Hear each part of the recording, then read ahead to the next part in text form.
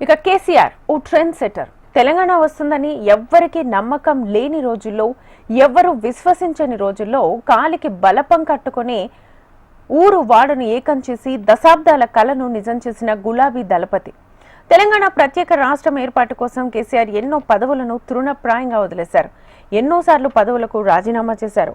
తెలంగాణ ఆవిర్భవించిన తర్వాత తొలి 10 ఏళ్లు టీఆర్ఎస్ అధికారంలో ఉండడం, కేసీఆర్ సీఎంగా వరుసగా 2 సార్లు అధికారాన్ని చేపట్టి ప్రగతి పదంలో నడిపించడం జరిగింది.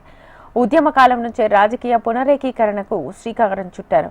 పార్టీని బలోపేతం చేయడం, ఎదుటి పార్టీలను బలహీనపరచడమే లక్ష్యంగా పెట్టుకుని అడుగులు వేశారు.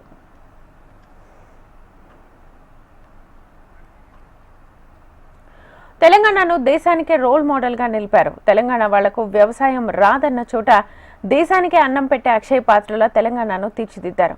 తెలంగాణకు నీళ్లుండవు అన్న చోటే ప్రపంచంలోనే అతిపెద్ద భారీ ఎత్తిపోతల పథకాన్ని నిర్మించారు. తెలంగాణ చీకట్లలో మునిగిపోతుందన్న చోట 24 గంటలు నిరంతర వెలుగులు విరజమ్మే పవర్ హౌస్ల రాష్ట్రాన్ని తీర్చిదిద్దారు.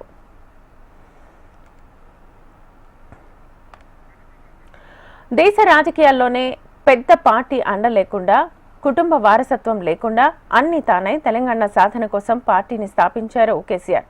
ప్రత్యేక రాష్ట్రాన్ని సాధించిన రాష్ట్రానికి స్వయంగా ముఖ్యమంత్రి అయిన అరుదైన రికార్డును సొంతం చేసుకున్నారు. అంతేకాదు రాజకీయాల్లో గెలిచి నిలిచిన వ్యక్తిగా కేసీఆర్ కు ముద్ర ఉంది. తెలంగాణ రాష్ట్ర ఆవిర్భావంతోనే ప్రతి రంగంలోనూ సంస్కరణలను ప్రవేశపెట్టి తనదైన ముద్ర వేసుకున్నారు. ఉమ్మడి రాష్ట్రంలో 10 జిల్లాలుగా ఉన్న తెలంగాణను పాలనా సౌలభ్యం కోసం 33 జిల్లాలుగా విభజించారు. ప్రతి జిల్లాకు ప్రత్యేకంగా నూతనంగా సమీకృత పాలనా భవనాలను నిర్మించారు.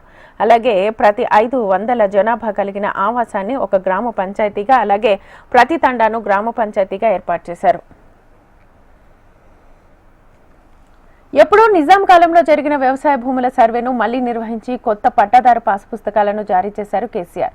ఎలాంటి ప్రయోజనం లేని వీఆర్ఏ వ్యవస్థను రద్దు చేయడమే కాకుండా లెక్కాపత్రం లేని వ్యవసాయ భూములను ధరణి పోర్టల్ ద్వారా క్రమబద్ధీకరించారు. ప్రతి జిల్లాకు ఓ మెడికల్ కాలేజ్ను ఏర్పాటు చేయించారు. హైదరాబాద్ను దేశంలోనే మేటి ఐటీ హబ్గా తీర్చిదిద్దారు. కేసీఆర్ కిడ్స్, కంటి వెలుగు వంటి వినూత్న కార్యక్రమాలను చేపట్టారు. రాష్ట్ర రాజధాని హైదరాబాద్ నగరంలో అందరినీ అబ్బురపరిచే విధంగా నూతన సచివాలయ భవనాన్ని నిర్మించారు.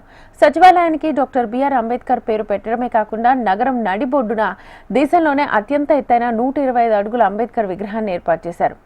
ఏ రాష్ట్రంలో లేనన్ని మైనార్టీ గురుకుల విద్యాలయాలను ఏర్పాటు చేశారు. టీఆర్ఎస్ ఏర్పాటుతో అనునిత్యం క్షేత్రస్థాయిలో ఉండేలా కేసీఆర్ కార్యాచరణ కొనసాగనుంది. తెలంగాణ భావజాల వ్యాప్తికి వరుసగా బహిరంగ సభలు, నాగార్జున సాగర్ నీళ్లు, చేనేత కార్మికుల కోసం భిక్షాటన, విద్యుత్ ప్లాంట్ల ఏర్పాటు, పాలమూరు వలస కూలీలపై సమస్యలపై పాదయాత్ర, జల సాధన సభ, సిద్దిపేట నుంచి సైకిల్ ర్యాలీ, ఫ్లోరైడ్ సమస్యలపై పాదయాత్ర వంటి కార్యక్రమాలతో తొలి 2 ఏళ్లు కేసీఆర్ అనునిత్యం ప్రజాక్షేత్రంలో ఉన్నారు. ఉద్యమానికి కీలక మలుపు అవసరమైన ప్రతి సందర్భంలోనూ భారీ బహిరంగ సభలు నిర్వహించడం కేసీఆర్ శైలిగా మారిపోయింది. తెలంగాణ రాష్ట్రంలో దళితుల అభ్యున్నతికి అవసరమైన రోడ్ మ్యాప్ ను 2003లోనే సిద్ధం చేశారు కేసీఆర్. ఎస్సీ, ఎస్టీ, బీసీ పాలసీలను విడుదల చేశారు. బీఆర్ఎస్ అధికారంలోకి వచ్చిన తర్వాత ఆయా వర్గాల అభివృద్ధి, సంక్షేమం కోసం ప్రారంభించిన పథకాల్లో ఈ పాలసీలు మూలాధారంగా నిలిచాయి.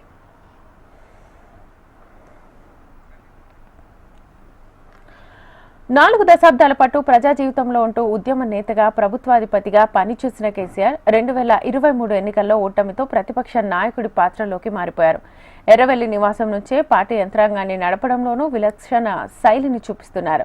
రాష్ట్ర ప్రభుత్వ పనితీరును ఎండగట్టడంలోనూ పార్టీకి దిశానిర్దేశం చేస్తూ పాలకపక్షాన్ని ఉక్కిరిబిక్కిరి చేస్తున్నారు.